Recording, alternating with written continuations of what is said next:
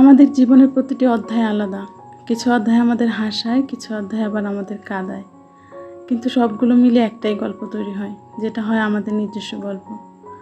আসসালামু আলাইকুম, আমি লিজাস হোম কিচেন থেকে আপনাদের সবাইকে স্বাগতম জানাচ্ছি। আশা করছি আমার কাছে দূরের যে যেখান থেকে আজকের ভিডিওটি দেখছেন, আল্লাহর রহমতে সবাই ভালো আছেন।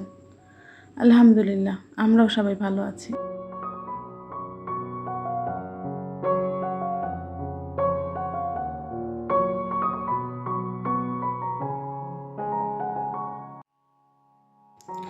সকাল সকাল চলে এসেছি কিচেনে। নান রুটি তৈরি করার জন্য যে উপকরণগুলো লাগে সেগুলো নিয়ে আমি একটি খামির তৈরি করে নিয়েছি। খামিরটি অতিরিক্ত শক্ত হবে না, আবার একদম নরমও হবে না। তো তারপর আমি এতে অল্প একটু তেল ব্রাশ করে এটা চুলার পাশে রেখে দেব, আর সাথে আমি আমার অন্যান্য কাজগুলো গুছিয়ে নেব। নূরের বাবা সকালবেলা কিছু বাজার নিয়ে এসেছেন, তো আমি প্রথমে সেগুলো গুছিয়ে নিচ্ছিলাম। তো এই যে দেখছেন, আমি খুব অনায়াসে মুরগি কাটছি। একটা সময় ছিল এই কাজটা করতে আমার খুব ভয় লাগতো, মানে এই মাছ মুরগি এইসব কাটাকুটা, এই তো সময়ের সাথে সাথে কত কিছু পরিবর্তন হয়ে যায়। খুব অনায়াসে আমি মুরগি মাছ এগুলো কেটে ফেলছি।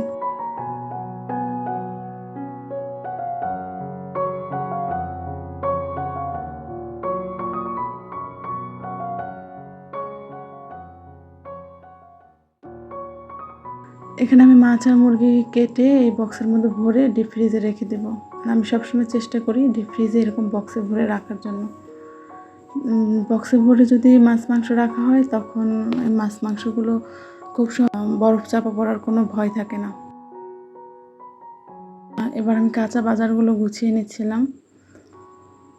যেগুলো ধোয়ার সেগুলো ধুয়ে রেখেছি, আর কিছু সবজি আমি কেটে রেখেছি।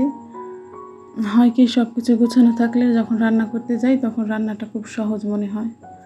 আর যদি সব কিছু ওইভাবেই রেখে দেই তাহলে রান্না করার সময় অনেক বেশি ঝামেলা হয়ে যায়। তো এই তো আমি সবজিগুলো গুছিয়ে নিয়েছি।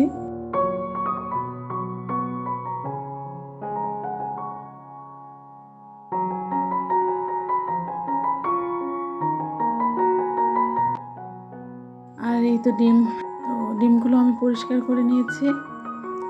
একটা ভেজা কাপড় দিয়ে একটা একটা করে ডিম মুছে নিয়েছি। এই তো বাজারগুলো সব গোছানো শেষ। এবার আমি মাংসটা বসিয়ে দেবো। তো আমরা বাসায় সবসময় যেভাবে মুরগির মাংস রান্না করি, আমি ঠিক সেইভাবেই রান্না করছি।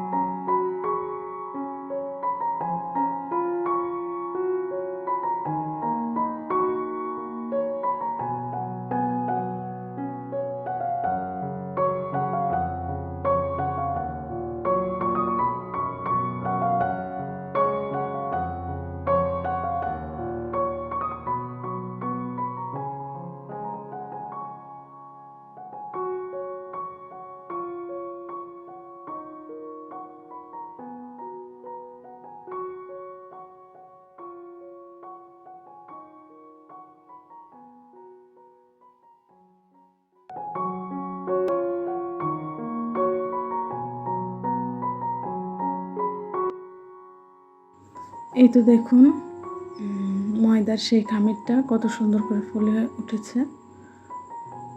এখন আমি আরও ভালো করে কিছুক্ষণ মথে নেব, আর এই খামিরটাকে মোট 4 ভাগে ভাগ করব। অর্থাৎ 4টি নান রুটি হবে এই 2 কাপ আটা দিয়ে।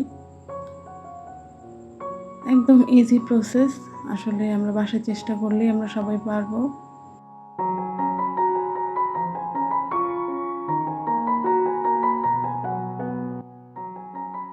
এই তো এবার মিডিয়াম টু লো আছে নান রুটিগুলো ভেজে নেব।